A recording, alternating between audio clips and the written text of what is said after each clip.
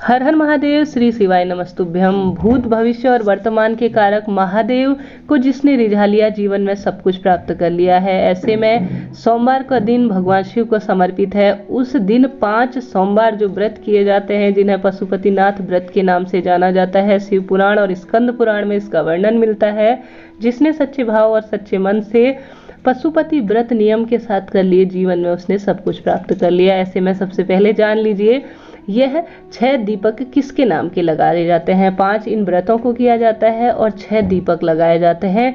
यह पंच दीपक जो समर्पित होते हैं, यह होते हैं जो पंच देवता जिन्हें ज्योतिष में कहा जाता है, और साथ ही इन्हें गुरुदेव बताते हैं शिव पंचायत के रूप में जाना जाता है। सबसे पहले इसमें आती है माँ दुर्गा, श्री गणेश जी महाराज, श्री हरि विष्णु, भगवान सूर्य नारायण और भगवान शिव।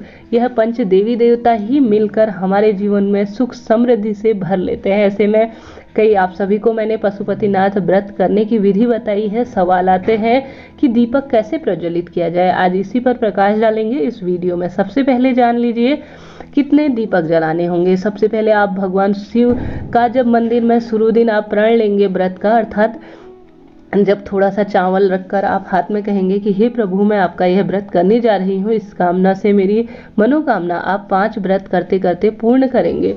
तो सबसे पहले दीपक जलाने का नियम जान लीजिए। किसी भी पूजा में हमारा दीपक जो है वह साक्षी होता है पूजा का। किसी भी व्रत हो, सबसे पहले दीप प्रज्वलन किया जाता है, उसके बाद ही किसी कार्य को आरंभ किया जाता है। सुबह भी आप जब पूजा करेंगे 5 दिन में, तब सबसे पहले दीप प्रज्वलित करेंगे। कैसी बातिका करेंगे यह भी जान लीजिए। लंबी बातिका जो है वह जो देव नारियां होती हैं, अर्थात माता का स्वरूप होती है, उनके नाम का दीपक लंबी बातिका जलाया जाता है, और जो देव पुरुष होते हैं उनके नाम का गोल बातिका दीपक लगाया जाता है। इसके साथ ही घी का दीपक सबसे उत्तम माना जाता है शास्त्रों में, और कपास का जो होता है रुई का, वह सर्वोत्तम माना जाता है। अपने हाथ से चाहे तो मिट्टी के बना सकते हैं, आप चाहे तो आटे के बना सकते हैं। आपको 6 दीपक ले जाने होंगे। सबसे पहले यह जान लीजिए, मंदिर में कभी भी पूजा करें सबसे पहले दीपक प्रज्वलन करेंगे। सुबह सिर्फ 1 ही दीपक लगाया जाएगा। थोड़ा सा चावल का आसन दे दीजिए और उसके ऊपर जो है दीपक लगा दीजिए। कालिका पुराण में यह कहा जाता है, धरती माता जो है दीप का भार जो है, अर्थात दीप की जो अग्नि होती है, ताप होता है, वह सहन नहीं कर पाता।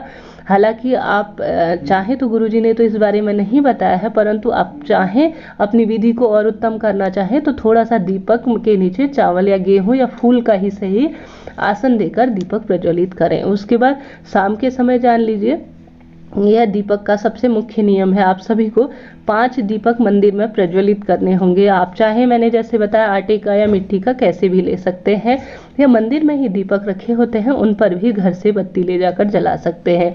अब इसके बाद आपने 5 दीपक वहां प्रज्वलित कर लिए। आपका मंदिर दूर पड़ता हो तो बिना जलाए ही मंदिर में से 1 दीपक आप अपने साथ लेकर घर के मुख्य द्वार दाईं तरफ आपके जो हाथ पड़ेगा वहां पर आपको लगाना है। इस बात का ध्यान रखिए। एक बार मन में यह भी सवाल आता है, हम किराए से रहते हैं, इससे पहले कमेंट्स आया था, तो क्या करें। तो आपका मुख्य गेट होगा जहां से आप एंट्री करते हैं, आपके घर का जहां से आपका कमरा होगा, वहां पर आप सभी को यह अपने दाहिने हाथ की ओर रखना होगा और निरंतर मुख से श्री शिवाय नमस्तुभ्यम का जाप करना होगा। जब ही यह पूजा, आपका जो यह पाठ है, यह व्रत है, सफल माना जाएगा।